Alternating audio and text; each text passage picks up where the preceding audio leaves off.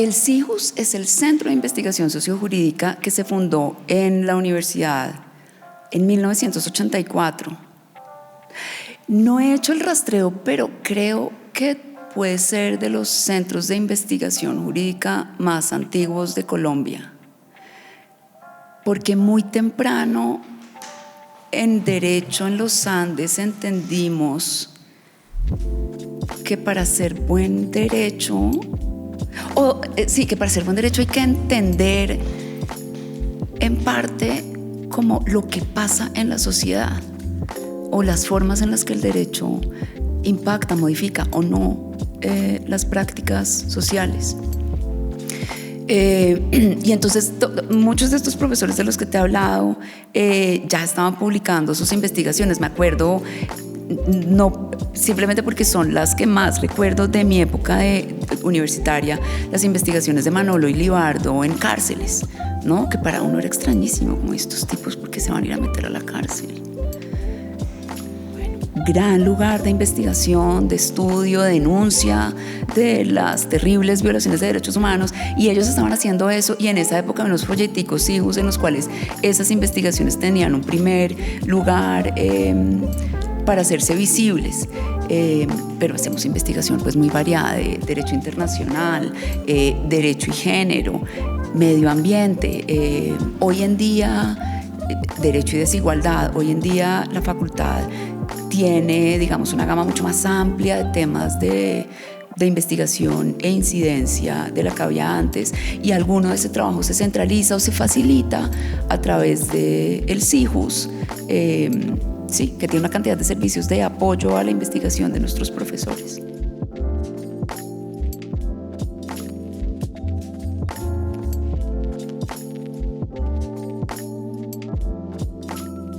Hola, buenas, ¿cómo están? Bienvenidos, bienvenidas a un episodio más de Historias Uniandinas. Hoy tenemos una invitada muy chévere, Natalia Ramírez. Hoy vamos a hablar de derecho, de igualdad de género, equidad de género, ya me contarás qué palabra prefieres, de el uso de las leyes para, digamos, profundizar los derechos de las mujeres y en general los derechos para la sociedad.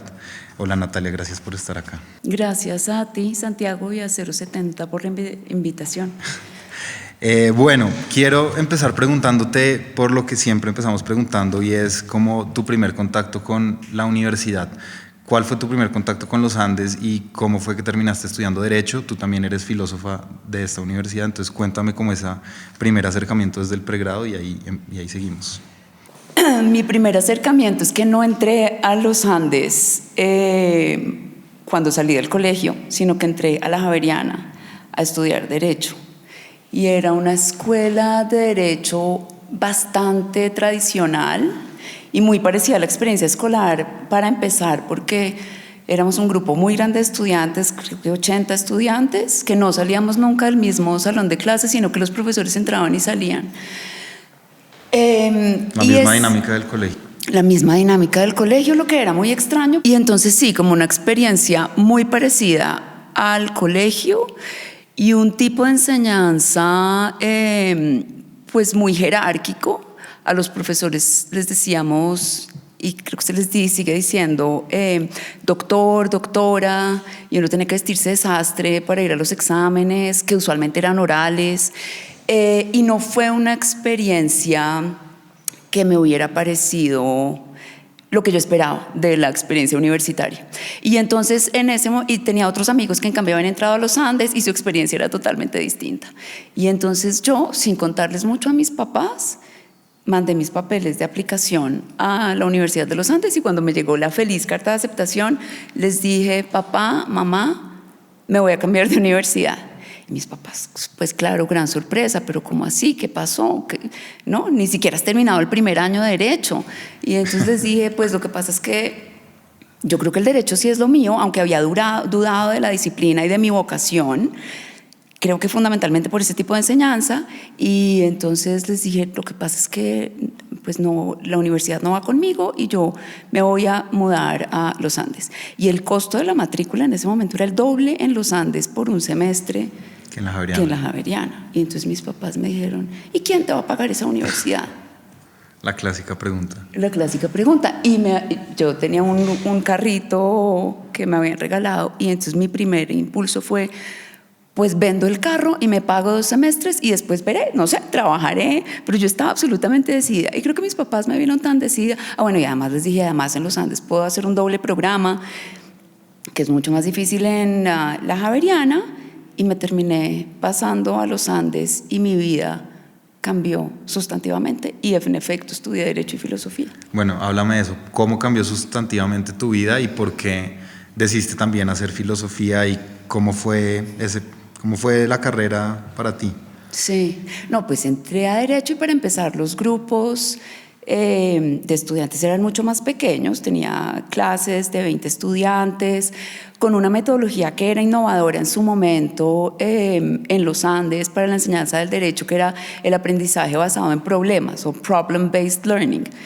Y entonces se trataba de un ambiente de aprendizaje en el que había mucha menos jerarquía entre el profesor y los estudiantes. Jamás le dije doctor a nadie en las clases y había un interés además no solo por entender el contenido de la ley y tal vez repetirlo, que era un tipo de enseñanza más tradicional en derecho, sino incluso desde los 90, finales de los 90, cuando entré a los Andes, un interés por entender el derecho en su contexto, por entender las barreras que hacen que el derecho en ocasiones no alcance los objetivos de cambio social que en ocasiones se propone, las formas en las que el derecho mantiene jerarquías sociales o mantiene desigualdades entre hombres y mujeres, y un gran interés por la investigación en derecho. Entonces todo eso me enamoró y me fui metiendo. Y en Derecho, en esa época, uno tenía que ver Introducción a la Economía e Introducción a la Filosofía, aparte de las materias de primer semestre. Era parte del pensum. Era parte del pensum, uno no lo escogía. Ya. Y tuve la gran fortuna de tener clase con Sergio de Subiría. En Introducción a la Filosofía. En Introducción a la Filosofía. Wow. Y me encantó, pues, porque es la vida de Sergio. Sí. No lo he vuelto a ver hace mucho tiempo, pero fue una gran figura y entonces por él dije, claro que sí, que la filosofía me interesa mucho. Segundo semestre, Sergio estaba dictando Marx. Uno debería ver el pensum en un orden más o menos cronológico. Te metiste de cabeza a Marx. Me metí de cabeza a Marx. Y fui muy feliz. Y tú en quinto semestre, yo seguí siempre viendo materias de filosofía para cumplirles la promesa a mis papás, pero porque me gustaba también, ¿no? Y aproximadamente en quinto semestre de Derecho vi Filosofía Medieval. ¿Con Castañeda o con quién la No, en ese momento la dictaba Alejandro Telkamp, que era profesor de la Nacional de Planta. Teníamos muchos profesores, los que no eran de Planta, de filosofía de los Andes, solían ser de Planta de la Nacional. Alejandro Telkamp era uno de ellos. Y después de estudiar la demostración de la existencia de Dios de Anselmo de Canterbury, dije, esto es lo mío, me encanta. Y ese semestre mandé mi carta para solicitar la formalidad de que me reconocieran como estudiante de filosofía. ¿Y entonces te empezó a interesar más que como la metafísica o porque si estabas haciendo derecho uno intuye que lo que es más afín es, no sé, la filosofía política, la filosofía del derecho, cosas de ese estilo? Sí. El marxismo, no sé. El marxismo, que ya lo había visto. Creo que lo que me interesó más al principio fue la epistemología y la forma en la que conocemos el mundo, qué podemos conocer, conocen nuestros sentidos o conoce la razón. No, era como la historia del pensamiento lo que más me atraía. Y fue una gran mezcla cuando Derecho se empezó a poner más técnico y más dogmático, cuando había que sacar más código y las clases de procesal no las disfrutaba. Y es muy importante, no quiero decir que no es importante, mis colegas van a decir, es muy importante, pero digamos que no era lo que más me atraía, y entonces salir de clases de Derecho en ese momento para irme a discutir con mis compañeros filósofos era... Un bálsamo. Sí. Bueno, y entonces en Derecho, ¿qué sí te interesaba? ¿O qué te empezó a llamar la atención en esos primeros Derecho semestres? lo que más me gustaba era teoría jurídica. Como Derecho Constitucional la disfruté mucho, y los cursos de teoría jurídica, en parte también porque fui beneficiaria de como una nueva oleada de profesores que habían hecho sus doctorados, la mayoría de ellos en Estados Unidos, sobre todo en Estados Unidos, y recién estaban regresando a la universidad de haber terminado sus doctorados con una cantidad de ideas nuevas sobre el derecho y la pedagogía, y entonces eso hacía que los salones de clase fueran muy vibrantes. ¿Recuerdas qué profesores venían en esa camada? ¿Quiénes? Felizmente quienes son hoy en día mis colegas, de lo que me siento muy orgullosa, porque fueron ellos los que me incentivaron a seguir estudiando e interesarme por la carrera académica como una opción de vida. No, pues te puedo decir, mi gran mentor al comienzo de mi carrera fue Daniel Bonilla. Manuel Iturralde fue mi profesor en segundo semestre y me deslumbró la argumentación jurídica y la sociología del derecho con él. Isabel Cristina Jaramillo, Elena Alviar, Diego López. Hay una cantidad de profesores de esa camada. Todos ellos que siguen dando clase hoy. Sí. Ya. Bueno, y pasan los semestres y tú decides estudiar una maestría en Derecho acá, ¿cierto? ¿O cómo es ese, o qué pasa ahí? ¿Cómo es ese tránsito? Pues, a ver, yo terminé primero Derecho, después Filosofía. ¿Hiciste tesis en alguna de las dos? En ambas. ¿Sobre qué nos puedes contar? Sí.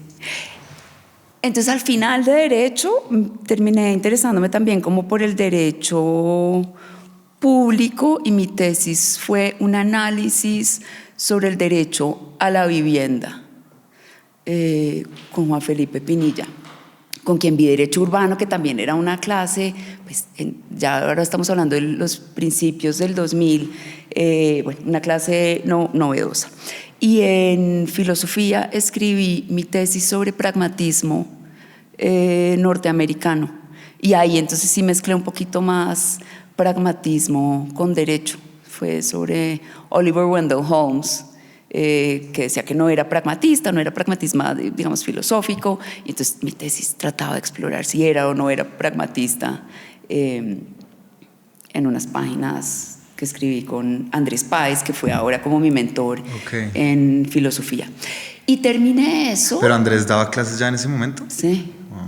Y con Andrés vi Descartes, empirismo, claro. Lógica 1, lógica 2. Todo el sí. Claro. Empirismo. Que digamos, sí. También grandes profesores de filosofía. Bueno, yo como que admiraba mucho a mis profesores y los veía como viviendo una vida con propósito y sí, como una existencia muy satisfactoria. Entonces yo creo que eso también me hacía pensar como interesante de ser profesor, chévere. O sea, ahí como que se empezó a gestar una idea de como que la vida siguiera por el lado de la academia y de la investigación. No todavía, mira, fue por Andrés Páez. Un día fui a su oficina y me dice, oiga, yo ya había terminado filosofía y derecho. Oiga, están buscando profesora de filosofía en el San Carlos.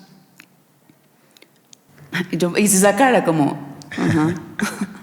Me dice, ¿para que trabaje? Haga algo. Y yo, sí, claro. Bueno, listo, Andrés. El objetivo de la visita, y me fui. Y yendo hacia mi casa dije, o sea, ¿será que me lo estaba diciendo porque cree que yo no puedo? ¿O qué? Pues sí, voy a mandar mi hoja de vida. Y entonces le dije, bueno, pásame la información y voy. Y fui a entrevista con el padre Francis. Esta historia se los cuento a mis estudiantes.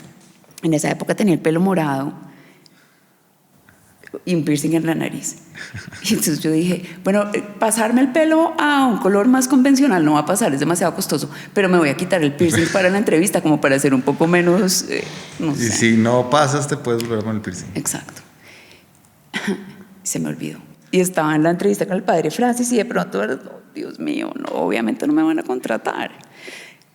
Claro que sí, el padre Francis era un ser como de otro planeta, un tipo tremendamente liberal, muy estricto, muy exigente, pero tremendamente liberal. Y entonces ahí, después de haberme enfrentado a cursos, yo en este momento tenía 24 años, y el pelo morado, y así dictaba clase, obviamente, y haberme enfrentado a esos cursos con esos estudiantes. ¿Y les dabas clase a chinos de qué edad?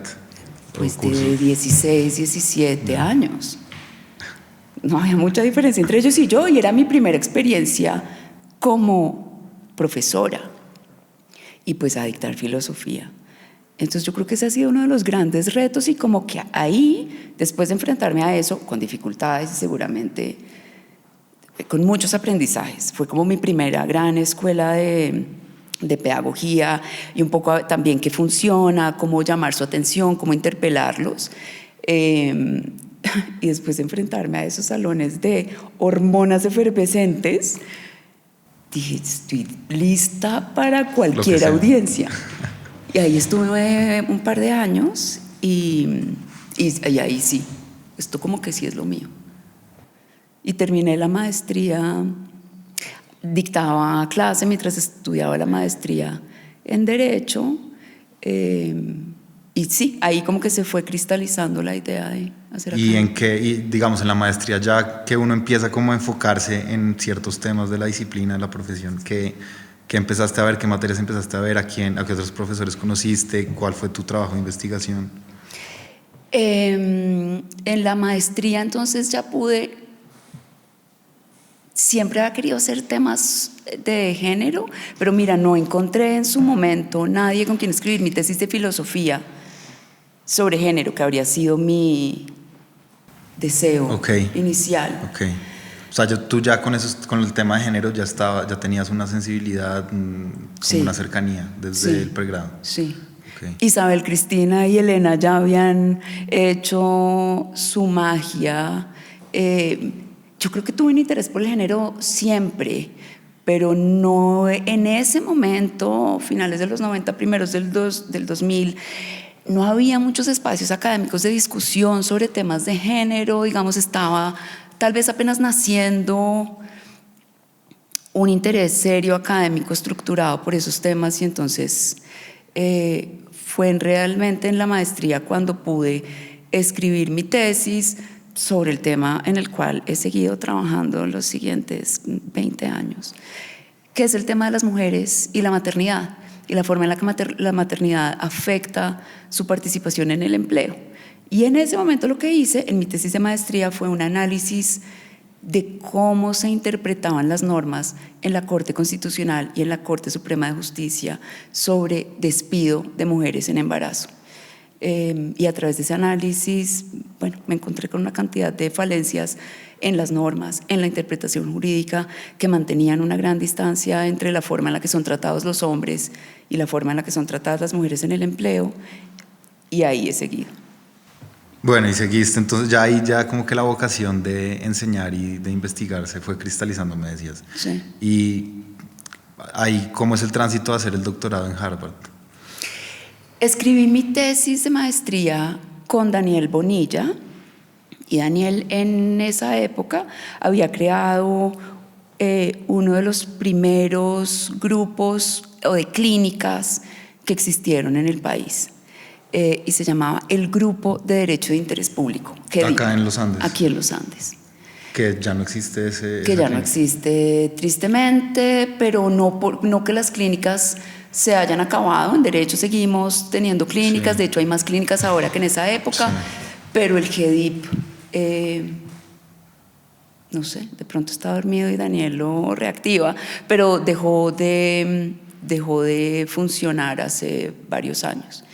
Pero entonces en ese momento funcionaba, y Daniel me dijo, oiga, estoy necesitando a alguien para un proyecto específico sobre derechos sexuales y reproductivos y género, sobre embarazo adolescente en particular. ¿A usted le interesaría ser la investigadora de ese proyecto? Y listo, claro, hágale. Y ahí empecé, y luego me vinculé de tiempo completo al GEDIP y empecé a dictar clases en pregrado. También al principio de la mano de Daniel, siendo su monitora o tutora, y después me empezaron a dar clases a mí. Me acuerdo que la primera clase que dicté era hermenéutica jurídica. Híjole. Sí, y fue hace muchos años. Me encuentro con mis estudiantes y me dicen, ay, tú fuiste mi profesora de hermenéutica. Ya no das hermenéutica jurídica. Ya no doy hermenéutica jurídica. Y además suelo aprenderme los nombres de mis estudiantes, pero ya es como, ¿cómo has crecido? Y yo, ¿cómo me he envejecido? Bueno, y entonces ahí, en el GEDIP, haciendo ambas cosas, dije, esto sí que es la vida maravillosa, porque en el GEDIP hacíamos litigio de alto impacto, litigio estratégico, asesoría legislativa, demandas de inconstitucionalidad. Entonces era un poco poner el derecho al servicio de la comunidad. Y eso me parecía, esto sí es lo que yo quiero hacer, y el lugar es la universidad, y entonces te permite combinar investigación, reflexión académica con incidencia. Y estando en el GEDIP le dije a Daniel, oiga, yo como que pues me tengo que ir a hacer un doctorado. Ya el doctorado en los Andes había empezado y bueno, era una posibilidad quedarme, pero pues también era una posibilidad de irme, y entonces apliqué, y cuando me aceptaron hice maletas y me fui. ¿Y el doctorado era en Harvard en Derecho? En Harvard en Derecho. Ok. Bueno, ¿y cómo fue esa experiencia? ¿Te fuiste a Estados Unidos? ¿Y qué? Me fui a Estados Unidos y la verdad fue una experiencia deliciosa. ¿De qué año estamos hablando, más o menos? 2010.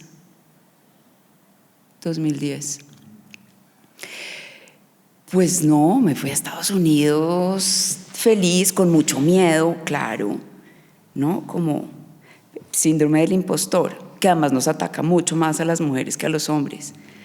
¿Será que yo sí voy a ser capaz? ¿Esto cómo va a ser? Pero bueno, pues hagámosle. Digamos que en un sentido tengo un cierto arrojo, pues al agua patos. Y en realidad uno no se va al doctorado para empezar, sino que se va a hacer una maestría, y dependiendo de cómo te vaya la maestría, pues te aceptan en el doctorado o no. Y entonces eso sí marca una diferencia entre la experiencia que yo tuve de maestría frente a la de algunos de mis otros compañeros. Para los otros ya lo habían logrado con que los admitieran en el LLM, entonces pues había mucho más fiesta que en la que yo podía partir, porque pues tocaba estudiar, y durante el año de maestría pues tener las mejores notas posibles por un lado, pero por el otro pensar en un proyecto de investigación con el cual me iba a presentar al doctorado. Ese primer año de maestría fue delicioso, hice grandes, buenos amigos, y me conecté con los profesores que habían sido profesores de algunos de mis ex profesores en los Andes. Y entonces mis gurús en Harvard son Duncan Kennedy y Janet Halley, y les dije, oigan, yo creo que me gustaría hacer un doctorado. Janet, ¿tú serías de pronto mi directora de doctorado? Sí, listo, de una. Y pues no hay mucho tiempo para pensar en muchos temas novedosos, y yo seguía pensando que no entendía todavía bien qué era lo que pasaba con las mujeres, la maternidad y el trabajo, y entonces volví a presentar un proyecto de investigación en el que ahora quería hacer una cosa que había hecho muy rápidamente en mi tesis de maestría en Harvard. Bueno, porque también uno para presentarse al doctorado decían, lo ideal es que uno haga un long paper, era el requisito. Para ese long paper yo hice unas entrevistas con mujeres adolescentes. ¿En Estados Unidos? No, en Bogotá. En Bogotá. Me vine era también una forma de venirme en diciembre, enero, a pasar unas vacaciones un poquito más largas, en lugar de tomar cursos del periodo de invierno. Y entonces me vine y entrevisté, me acuerdo, como a 20 chicas adolescentes a través de una fundación con la que había tenido contacto antes de irme a Estados Unidos, para entender, porque en ese momento la cifra de la Encuesta Nacional de Demografía y Salud era algo así como que el 40% de las adolescentes en embarazo, que en ese momento eran muchas, en ese momento, si no recuerdo mal, teníamos algo así como 25% de embarazo adolescente en Colombia. Era uno de los países en los que era más alto. Hoy en día más o menos esa cifra está por alrededor de qué. No, hace rato no lo reviso, pero ha bajado dramáticamente. ha bajado 25%, dramáticamente. sí. Y de ese 25%, los datos decían que el 40% quería ser mamá. Y entonces yo quería entender como un poco cuáles son los determinantes en un estudio cualitativo que no es lo ideal para ese propósito, pero ¿por qué no? ¿Por qué decidiste ser mamá? ¿Y por qué no abortaste? Bueno, y entonces para mi proyecto de investigación de doctorado quería entonces ahora volver al tema de las mujeres y el trabajo, pero haciendo investigación cualitativa, es decir, entrevistando mujeres sobre su experiencia siendo madres vinculadas, digamos, a un empleo dependiente. Y ese proyecto quedó muy bonito y bueno, y me aceptaron. ¿Ese era el long paper de la maestría? No, el long paper de la maestría fue sobre embarazo adolescente. Ya. El proyecto de investigación fue sobre mujeres, maternidad, discriminación y trabajo. Y eso fue lo que hice en Harvard en los años siguientes. Y eso también fue un proyecto enfocado acá en Colombia, o sea, con... Sí. Ya. Entonces tomé mis primeros 2 años de cursos, me dediqué a entender qué es eso de los estudios cualitativos y cómo se hacen etnografías y cómo se hacen entrevistas, porque no tenía ni idea de eso, ni en derecho ni en filosofía aprendíamos nada de eso. Entonces, pues como que tocaba aprender para poder hacer una buena investigación y lo diseñé.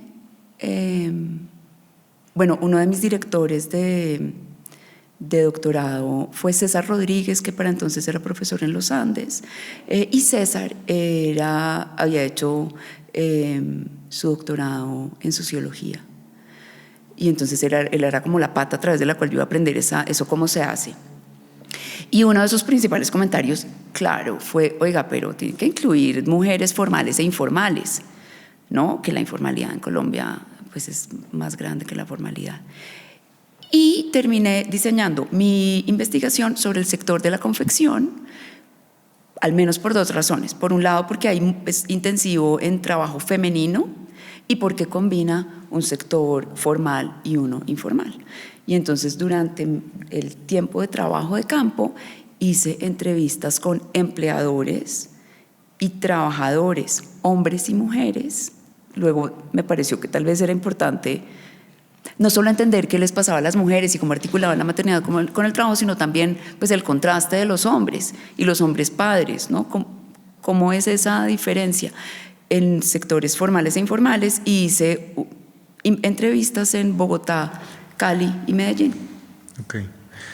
Bueno, quiero hacer un breve paréntesis de tu trayectoria. Ahorita vamos a seguir hablando de la dirección del CIJUS en la que estás ahora, de Digna, pero ya digamos en esa trayectoria que habías tenido hasta entonces, habiendo hecho los pregrados, la maestría, el doctorado, ¿cómo veías tú el cambio, si lo había, como de sensibilidad y jurídico también en Colombia frente al tema de género y frente al tema de la equidad de género? ¿Qué estaba pasando en ese momento? Y si tú veías que ya, pues no sé, por ejemplo, la lucha por el aborto ya era como un tema que estaba empezando a coger fuerza en Latinoamérica en general, en Colombia también. ¿Cómo estabas viendo tú para ese entonces como esas luchas desde el lado jurídico, desde el derecho? Creo que muchas cosas estaban empezando tal vez como a consolidarse. El derecho al aborto pues se reconoció como derecho como un poco al final de mi universidad y la lucha seguía, ¿no? Porque teníamos el derecho al aborto pero con unas causales muy restringidas, pero luego la primera demanda que reconoció los derechos de las parejas del mismo sexo, en la que trabajó parte del QEDIP con Daniel, ¿no? Como que la Corte Constitucional, pues un agente de cambio fundamental, como que empezaron a movilizarse mucho más rápido estas discusiones y estos temas y a haber cambios, digamos, los que hacemos sociología jurídica y derecho crítico, pues así que todos los abogados saben que las normas no cambian la realidad, pero mandan mensajes importantes, empiezan a cambiar discursos, empiezan a jalonar discusiones. Y entonces eso sí que estaba muy vibrante para cuando yo estaba en el doctorado, mucho más vibrante de lo que estuvo cuando era estudiante, por ejemplo. Y entonces ahí sentía que había mucho más espacio para regresar a trabajar en temas de incidencia, pero ahora combinando mis intereses más viscerales, que son como las mujeres en el trabajo. Un paréntesis dentro del paréntesis, porque hay unas dos palabras que mencionaste ahorita que me parece chévere que las expliques para los que no somos conocedores del derecho, y es ¿en qué consiste la sociología jurídica y en qué consiste el derecho crítico? Que es algo que creo que es un fuerte del pensum en esta universidad, no sé, pero ¿eso en qué consiste? Quienes hacemos sociología jurídica, para decirlo, digamos, muy brevemente, nos ocupamos de entender el derecho en la práctica, cómo funciona, el derecho y las normas en la práctica. Cómo se aplica, digamos, para verlo desde mi perspectiva, cómo se aplica el Código Sustantivo del Trabajo en la práctica de un trabajador colombiano. Y también estudiando eso te das cuenta de la brecha que existe entre lo que dice la ley y la forma en la que esas normas se entienden y se practican en el día a día. Eso es lo que hacemos, digamos, muy reducidamente los sociólogos o quienes hacemos sociología jurídica. Y el derecho crítico trata de desbancar la idea de que el derecho es una ciencia o que uno puede anticipar correctamente el resultado de la aplicación de una norma jurídica. La idea de que el derecho es objetivo. Quienes hacemos derecho crítico llamamos la atención sobre la cantidad de formas en que el derecho no es neutral, su aplicación no funciona como la aplicación de un silogismo lógico, y hay una cantidad de otras cosas que están detrás de la formulación de reglas, del status quo en una sociedad en particular y las formas en las que el derecho distribuye poder entre los agentes sociales. Que me imagino que esas otras cosas tienen que ver con la clase, con el género, con la raza. Exacto. Sí, sí. Sí. Que desde alguna perspectiva algunos sienten que eso no es derecho, ¿no? Que el derecho es el aprendizaje de las normas jurídicas, y esta otra perspectiva del derecho se ve, digamos, un poco sospechosa. Pero en realidad yo cada vez siento más que para hacer buena sociología jurídica y buen análisis jurídico crítico es absolutamente necesario entender la norma jurídica un poco en su dogmática, en su génesis, de dónde surge la norma, cuáles son sus antecedentes, cómo se aplica por los jueces, y de ahí parte el análisis sociojurídico y crítico. Okay.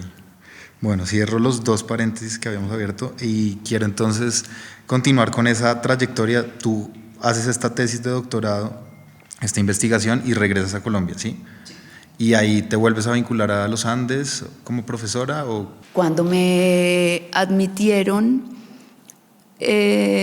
al doctorado, Isabel Cristina Jaramillo me dijo: ¿y usted por qué no se va con la beca Harvard Los Andes? Como, ¿eso existe? Y entonces me dijo, sí, hablé con el decano. Y entonces yo fui a donde, ahí sí, el doctor Cifuentes, porque yo no lo conocía mucho. Entonces, no, mire, yo soy pues Natalia Ramírez, estudié aquí. Bueno, me presenté.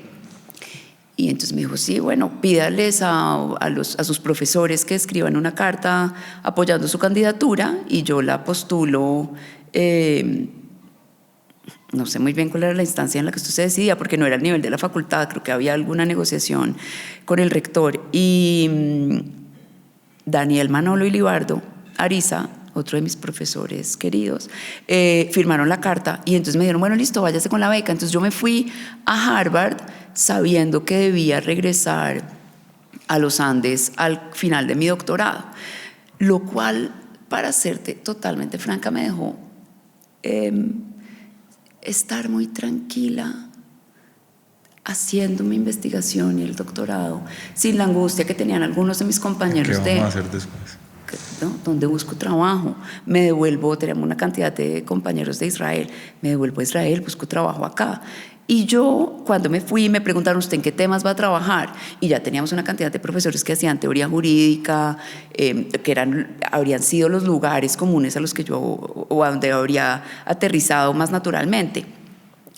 Y en ese momento dije, no hay tantos profesores trabajando, estaba Ana María Muñoz desde entonces, pero no había nadie más de planta trabajando en derecho laboral, y yo dije, yo quiero volver a hacer derecho del trabajo y trabajo clínico cuando regrese.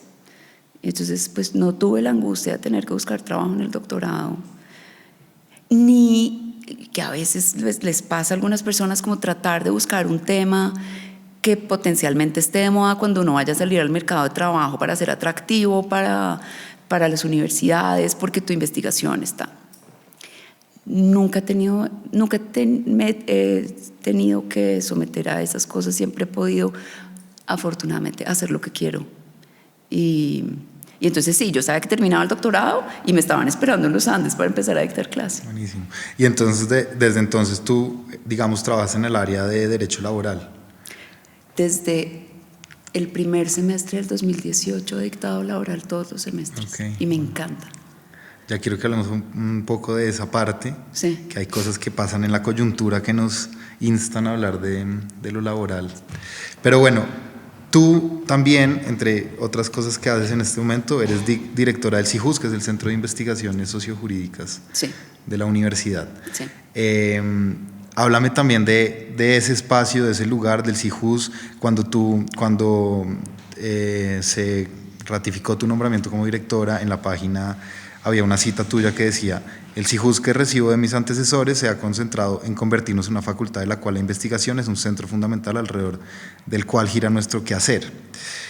Entonces quiero preguntarte por eso mismo, por la nuez de la investigación en el centro y pues en la facultad en general, y por el trabajo del CIJUS en general. El CIJUS es el Centro de Investigación Sociojurídica que se fundó en la universidad en 1984.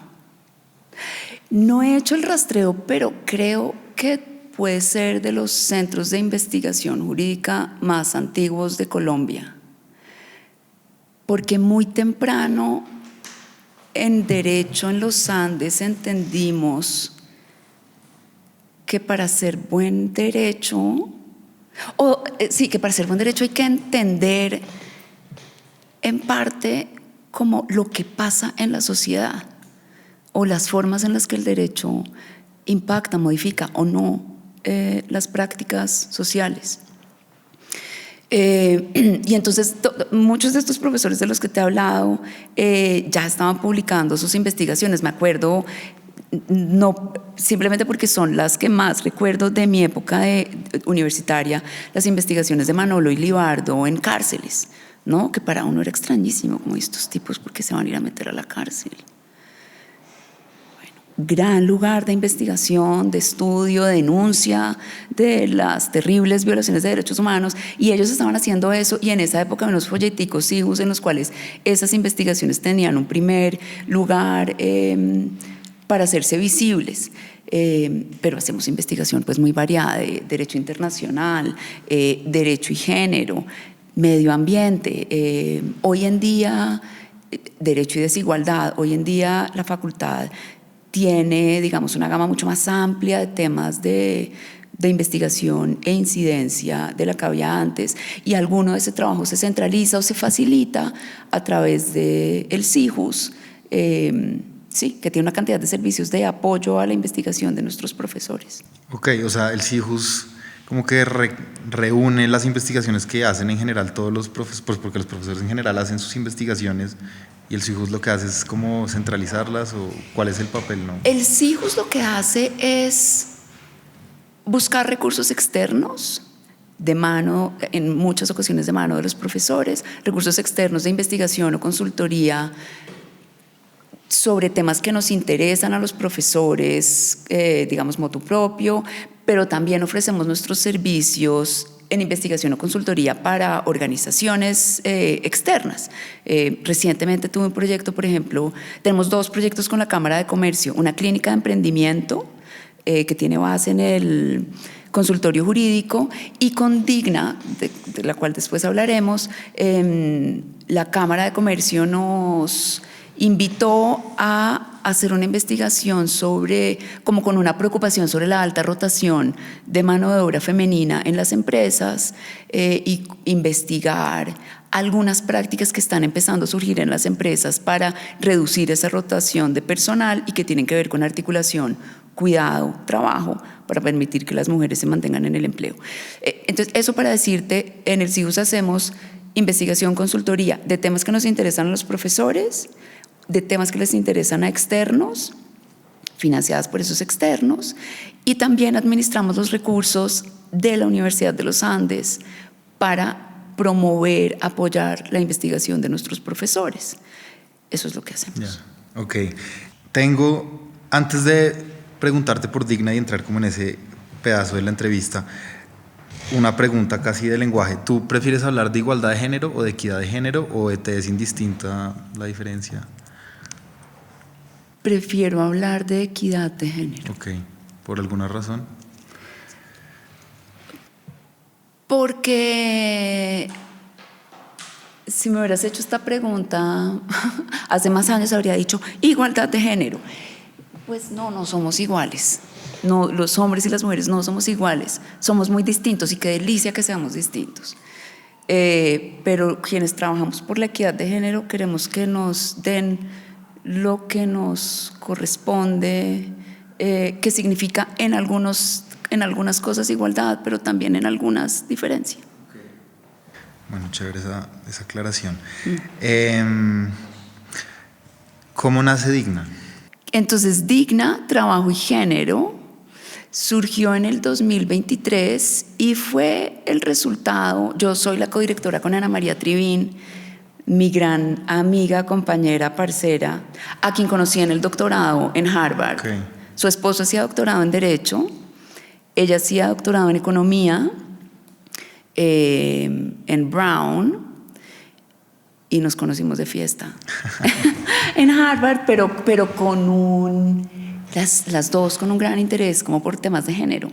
Y Ana, sí, y entonces como que empezamos a compartir esas preocupaciones, y nuestra primera colaboración fue un paper que se volvió muy influyente sobre el efecto de la licencia de la maternidad en la vinculación de las mujeres al trabajo. Y todavía hoy lo cuento como con mucho orgullo, porque siento que es una investigación a través por la cual algunos de mis colegas me miraban mal, porque es como una pregunta neoliberal. A ver, ¿cómo es eso? No, porque entonces las licencias de maternidad son, digamos, una innovación de la Organización Internacional del Trabajo, una intervención regulatoria para proteger a las mujeres para que no las saquen del empleo cuando están en embarazo, que era lo que pasaba antes y sigue pasando ahora. Pero desde la perspectiva, digamos, de los economistas más clásicos, O sea, neoliberales. Digamos clásicos, ese tipo de intervenciones tienen efectos adversos. Ya. Y tienen efectos adversos, como el argumento es, afectan a la gente que estás tratando de proteger, afectan negativamente a la gente que estás tratando de proteger. Okay. Claro, desde su perspectiva, hacer ese tipo de intervenciones aumenta el costo relativo de un grupo particular de trabajadores, y los empleadores van a tener un desincentivo para contratarlas, pues porque por ese beneficio pues se van del trabajo, el empleador tiene que conseguir un reemplazo. Claro. Nuestra investigación con Ana María, eso era básicamente mi investigación doctoral, ¿no? Si a las mujeres, preguntarles a los empleadores si tienen en cuenta que las mujeres sean madres o quieran serlo en los procesos de contratación laboral, o si las sacan del empleo porque se volvieron mamás. y me encontré con una cantidad de prácticas discriminatorias en el acceso al empleo. Y entonces, pero con Ana María hicimos una cosa muy interesante, que fue Ana María y Carmiña Vargas. En ese momento ellas dos eran investigadoras del Banco de la República. Y en Colombia se extendió la licencia de maternidad por una ley del 2011, se extendió de 12 a 14 semanas.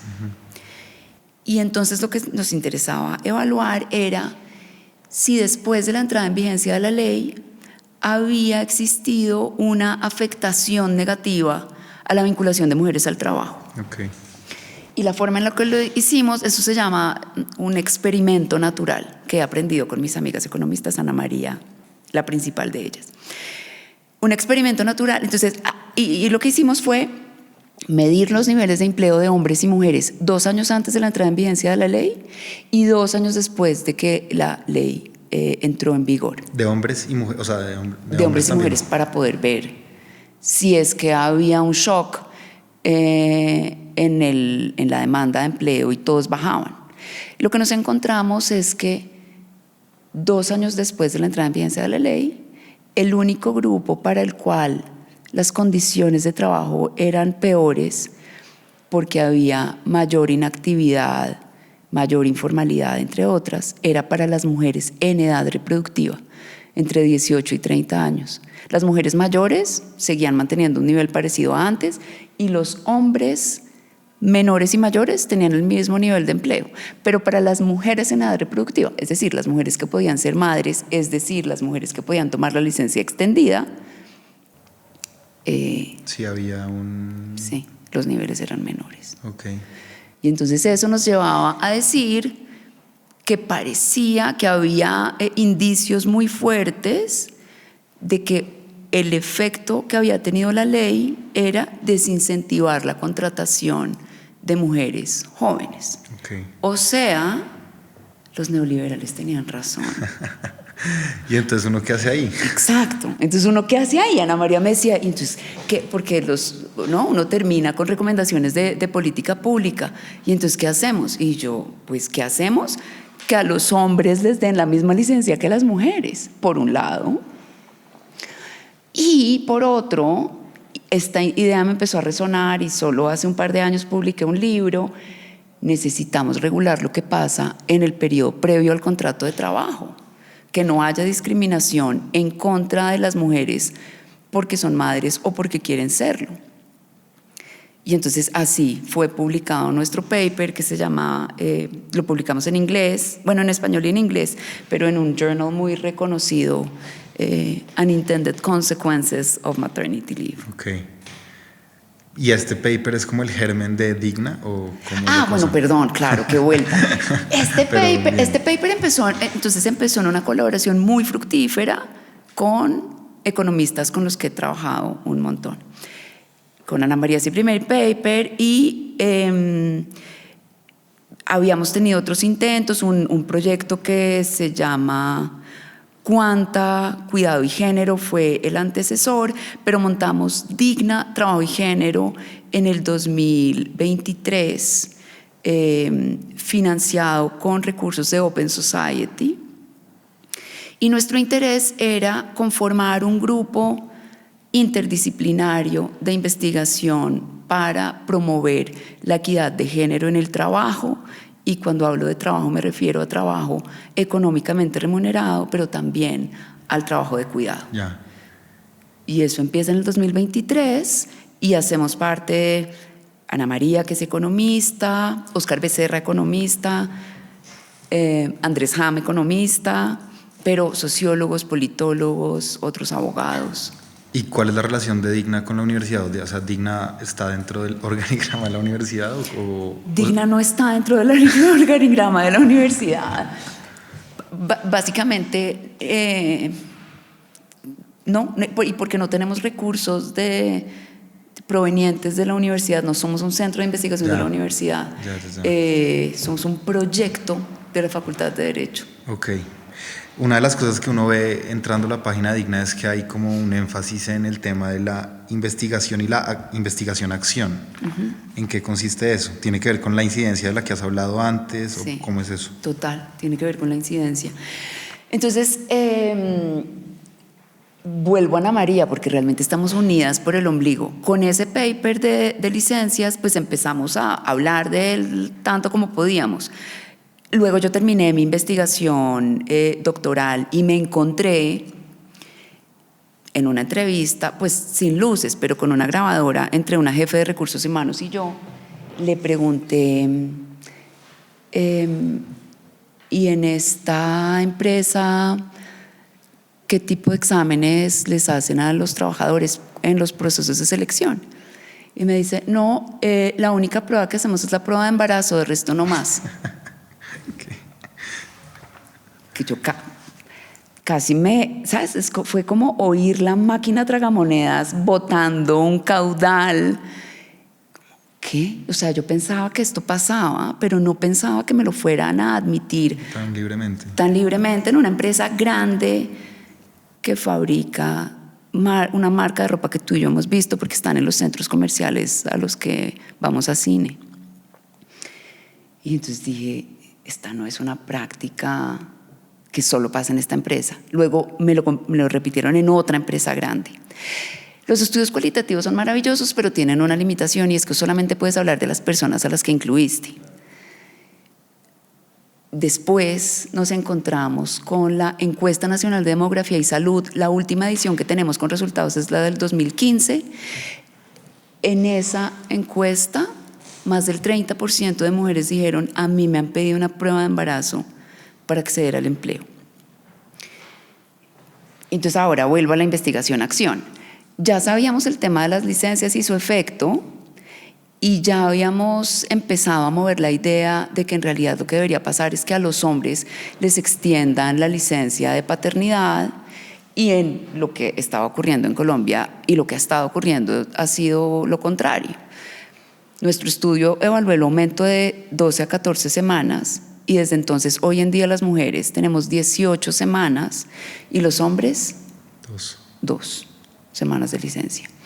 Pero entonces movíamos y movíamos nuestra investigación y 2 congresistas, Juanita Gobertus y José Daniel López, nos llamaron y nos dijeron, oigan, queremos presentar un proyecto de ley para ampliar la licencia de paternidad de los padres, como un poco para reducir este efecto adverso. Su aspiración en ese momento era aumentar la licencia de los padres y permitirles a los hombres pues más participación, más licencia de paternidad.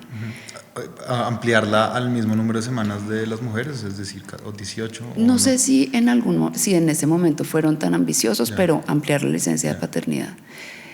Y el resultado fue que, y ese resultado ya se había observado antes, el aumento anterior lo había promovido Iván Duque cuando era congresista. También había querido aumentar la licencia de hombres y en ese momento le dijeron, si usted mete lo de hombres, no le pasamos el aumento de mujeres. Y entonces renunció. Y algo parecido les pasó a Juanita Gobertus y a José Daniel. Entonces la ley terminó quedando 18 semanas para mujeres, 2 para hombres, pero incluyeron una cosa interesante sobre la cual estamos investigando en Digna, y es que les permitieron a las familias que las últimas 6 semanas de licencia de las mujeres se las cedan en todo o en parte a sus parejas.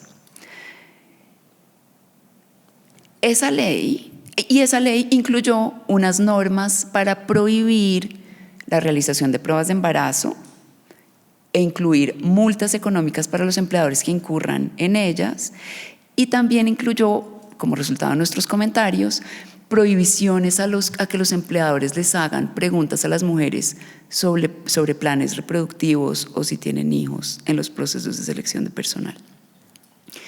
¿Qué tanto se aplican esas normas? Esa es ahora nuestra actual batalla. Pero ese es un ejemplo de investigación e incidencia, en este caso legislativa, pero también hacemos intervenciones ante la Corte Constitucional, hemos interpuesto demandas ante la Corte Constitucional que usan la investigación empírica que hacemos, que combina cuantitativo con cualitativo para robustecer nuestros resultados. Ya. Bueno, hablemos entonces de ese componente que has mencionado varias veces y es el del trabajo del cuidado. En el texto con el que lanzaron la plataforma, pues Digna, tú y Ana María Trivín escribían que las mujeres asumimos una carga desproporcionada del trabajo doméstico y del cuidado, por ejemplo, en Colombia.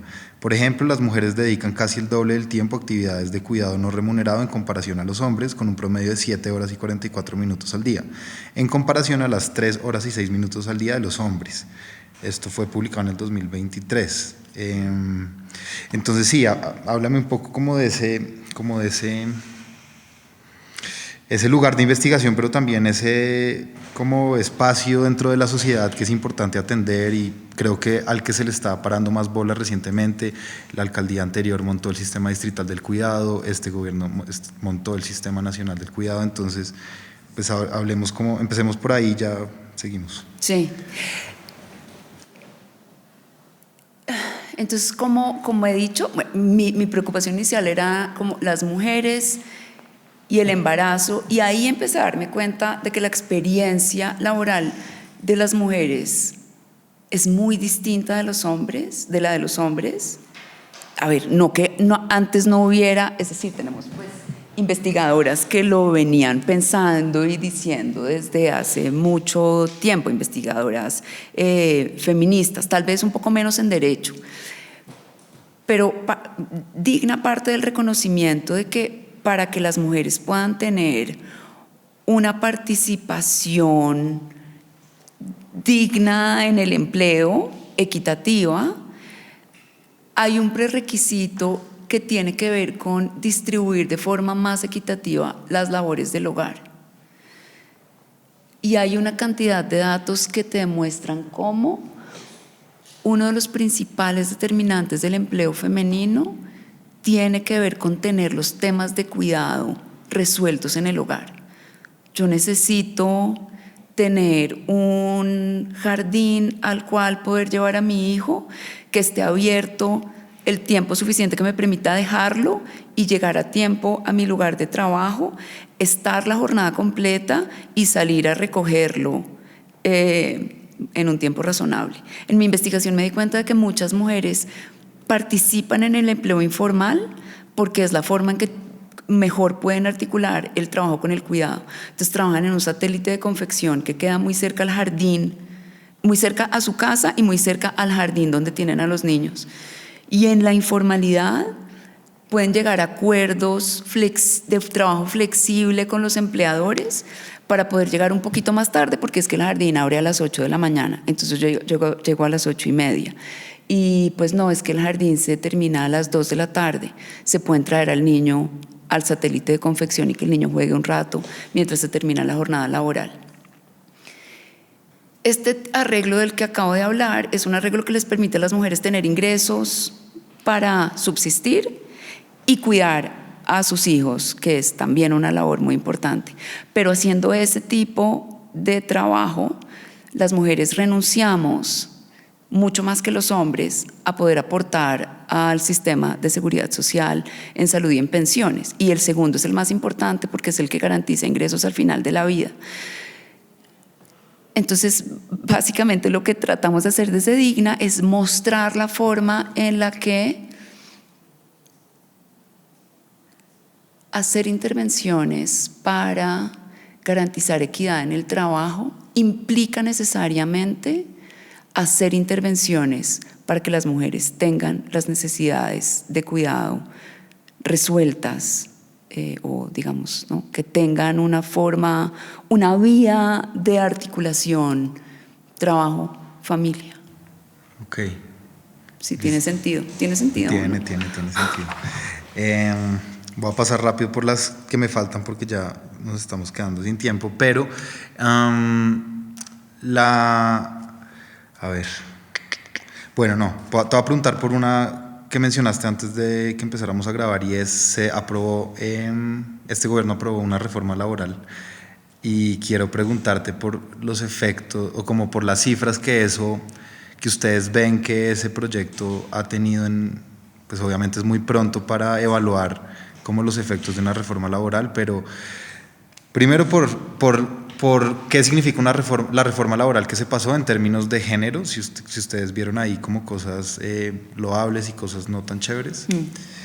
Eso, empezar por ahí, como qué cifras hay en este momento respecto del tema de la desigualdad laboral Sí. En el país.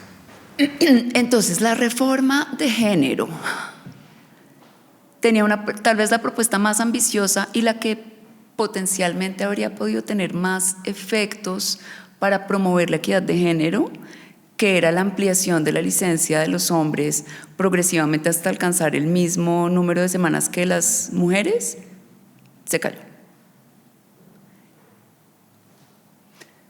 Gran pérdida. Luego la reforma incluye unas normas que específicamente benefician a las mujeres, como normas sobre formalización de trabajo doméstico, formalización del trabajo rural, que yo creo que son muy importantes y que pueden tener unos efectos positivos. Ojalá. Parece que, por ejemplo, en términos de formalización del trabajo doméstico, está teniendo algún efecto desde ya. Pero hay unas normas que parecen neutrales al género, porque dice los trabajadores tendrán derecho a acordar, los trabajadores podrán acordar jornadas flexibles de trabajo para combinar responsabilidades de cuidado. No dice mujeres, pero pues como todos sabemos, los datos de la encuesta nacional de uso del tiempo lo muestran, tú y yo lo sabemos, que quienes más cuidan son las mujeres. Entonces, de nuevo, como no hay regulación del periodo precontractual, si estás enfrentado a contratar a un hombre o a una mujer, ahora tienes, y el derecho que mencioné es solo uno, hay jornada flexible, licencias remuneradas para asistir a citas médicas relacionadas con la endometriosis, que pues sí, solo las mujeres tenemos endometrio. Entonces, bueno, hay un grupo de normas de este tipo que creo que pueden tener el mismo efecto adverso sobre el acceso al empleo para las mujeres, porque la reforma incrementó un poquito más nuestro costo, digamos, como institucional, ¿no? Porque entonces, pues, si la trabajadora no se va porque tiene licencia, pues me toca contratar a un trabajador de reemplazo, puede haber pérdidas de productividad y pues es difícil institucionalmente perder a un trabajador que en realidad además tampoco puedes reemplazar por alguien porque a los 18 meses la trabajadora va a volver. Bueno. Entonces creo que la reforma, acabo de escribir un artículo sobre esto con mi colega Laura Porras y el artículo, ella analiza en ese artículo la reforma pensional y yo la laboral y el título es puro tilín, tilín. Esa es mi conclusión sobre los efectos de la reforma. Ok. Sí. O sea, no es suficiente, o más bien va a ser contraproducente. No. Y de nuevo, seguimos sin regular el periodo previo al contrato, que es el momento en el que más ocurre la discriminación, no solamente de mujeres, también de personas racializadas, de personas. Estoy haciendo una investigación. No, pero estoy haciendo una investigación empírica sobre los procesos de selección de personal con hombres y mujeres. Dato curioso, Colombia es uno de los países en los que más se hacen pruebas de polígrafo a trabajadores para entrar a un trabajo. ¿Qué va? Si alguien no tiene, de los países en el mundo en el que más pruebas de polígrafo, yo creo que seguramente también tenemos muchos poligrafistas y debe ser una actividad altamente remunerada y con mucha competencia en el mercado. Sí. Wow. Y digamos, sí. Y para trabajadores de seguridad en el sistema financiero, pero también trabajadores del servicio doméstico. Bueno, y todo eso pasa en parte porque no hay una reglamentación de lo que te pueden preguntar, por ejemplo, en una entrevista. Es muy común que a las mujeres, sobre todo, nos pregunten, yo les digo a mis estudiantes, cuando en una entrevista de trabajo te pregunten, ¿y tú tienes novio? Ay, ¿quieres ser mamá? No están rompiendo el hielo, ¿no? Sí. Sí. Bueno, antes de preguntarte por la última pregunta que le hacemos a todos, ¿cómo hay que regular esto que me dices de las preguntas en la entrevista de trabajo, de la parte previa, de esto que me estás diciendo? Del periodo precontractual. Del periodo precontractual, ¿eso cómo se regula? No es fácil. también acabo de escribir un artículo sobre eso, pero es que no, pues es que es difícil. Y ahí entonces vamos a ser justos, como que los académicos hacemos una cantidad de investigación, pero entendemos también que llevar eso a la práctica tiene una cantidad de dificultades y de matices. Yo creo que los empleadores tienen que mantener, digamos, un gran espacio de libertad para decidir a quién trabajan, con quién trabajan, ¿no? Pero los criterios discriminatorios no deberían existir. Entonces, por ejemplo, hay una cantidad de investigaciones sobre las cuales nosotros elaboramos y que tienen que ver, por ejemplo, con anonimizar las hojas de vida y que al menos los primeros filtros no tengan en cuenta el sexo del candidato o candidata, si son papás o mamás, la ubicación de su domicilio, su edad, y que sean procesos de selección un poco guiados por el mérito y la capacidad del trabajador de desempeñar el tipo de trabajo del que se trate y no si es mujer o hombre, mayor o menor.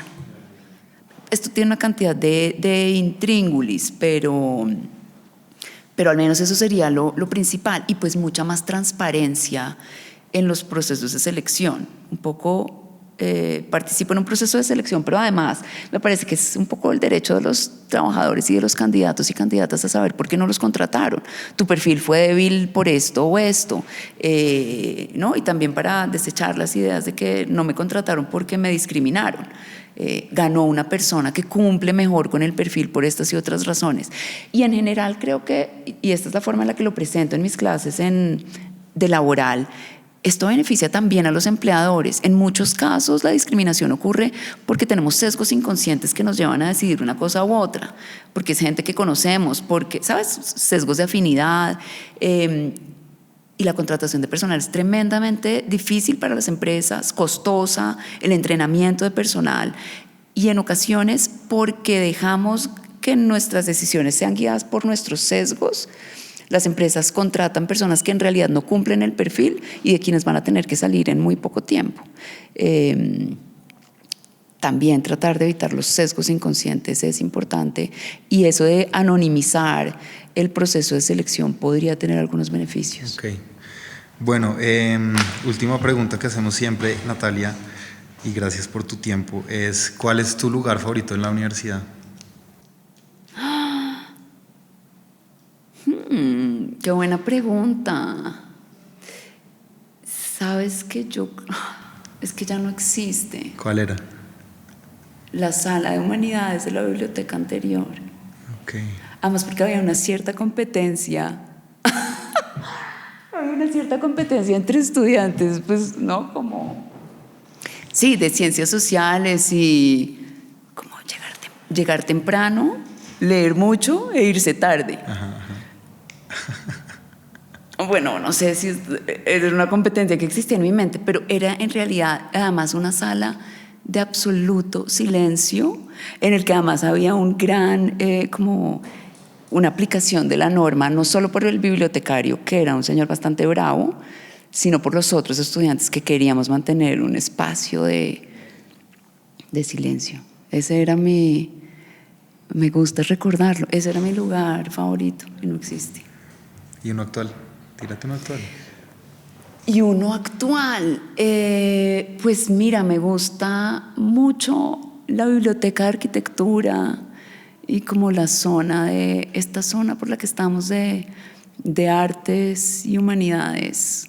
No sé, tal vez me siento como en mi salsa de lo que quisiera hacer en otra vida. Sí, okay. Como más artístico. Chévere. Esta es mi zona. Bueno, Natalia Ramírez, muchísimas gracias por tu tiempo. A ti, Santiago, espero no haber hablado mucho. No, estuvo perfecto, gracias. Gracias. Y gracias a ustedes por escucharnos y espérenos en otro episodio de Historias Uniandinas.